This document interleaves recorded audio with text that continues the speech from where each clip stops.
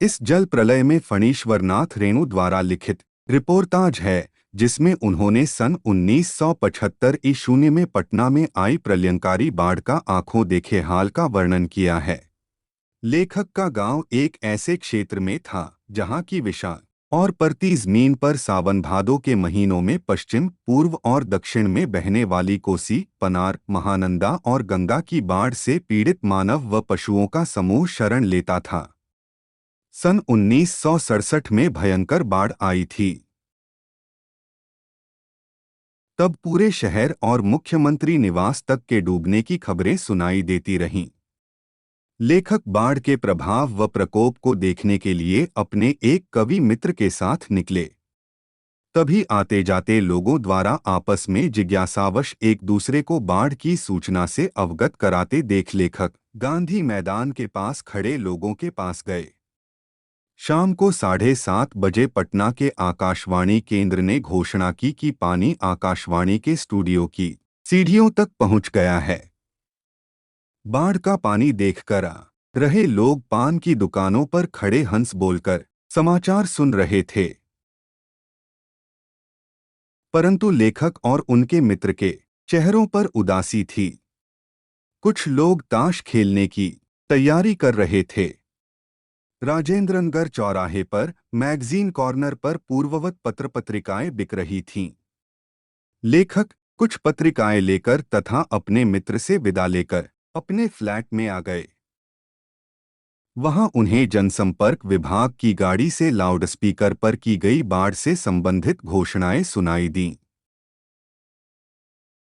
उसमें सबको सावधान रहने के लिए कहा गया। रात में देर तक जगने के बाद लेखक सोना चाहते हैं, पर नींद नहीं आती। वे कुछ लिखना चाहते हैं और तभी उनके दिमाग में कुछ पुरानी यादें तरोताज़ा हो जाती हैं। सन 1947 में मनिहारी शिले में बाढ़ आई थी। लेखक गुरुजी के साथ नाव पर दवा, किरोसन तेल, पकाही घाव की दवा और दियासलाई आदि लेकर सहायता करने के लिए वहां गए थे। इसके बाद 1949 में महानंदा नदी ने भी बाढ़ का कहर बरपाया था। लेखक वापसी थाना के एक गांव में बीमारों को नाव पर चढ़ाकर कैंप ले जा रहे थे। तभी एक बीमार के साथ उसका कुत्ता भी नाव पर चढ़ गया। जब लेखक अपने साथियों के साथ एक टीले के पास पहुंचे तो वहां एक ऊंची स्टेज बनाकर बलवाही का नाच हो रहा था और लोग मछली भूनकर खा रहे थे। एक काला क्लूटा नटुआ लाल साड़ी में दुल्हन के हाव भाव को दिखा रहा था। फिर एक बार सन 1967 ईशून्य में जब पुनपुन का पानी राजेंद्रनगर में घुस गया तो कुछ सजेधजे युवक युवतियों की टोली नाव पर स्टोव, केतली, बिस्कुट आदि लेकर जल विहार करने निकले। उनके ट्रांजिस्टर पर हवा में उड़ता जाए गाना बज रहा था। जैसे ही उनकी नाव गोलंबर पहुंची और ब्लॉकों की छतों पर खड़े लड़कों ने उनकी खिल्ली उड़ानी शुरू कर दी तो वे दुम दबाकर हवा हो गए। रात के 2:30 बजे का समय था पर पानी अभी तक वहां नहीं आया था।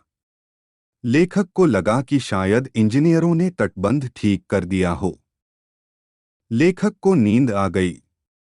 सुबह 5:30 बजे जब लोगों ने उन्हें जगाया तो लेखक ने देखा कि सभी जागे हुए थे और पानी मोहल्ले में दस्तक दे चुका था। चारों ओर शोर कोलाहल, कलरव, चीख पुकार और पानी की लहरों का नृत्य दिखाई दे रहा था। चारों ओर पानी ही पानी दिखाई दे रहा था। पानी बहुत तेजी से चढ़ रहा था। लेखक बाढ़ का दृश्य तो अपने बचपन में भी देखा था, परंतु इस तरह अचानक पानी का चढ़ाना उन्होंने पहली बार देखा था।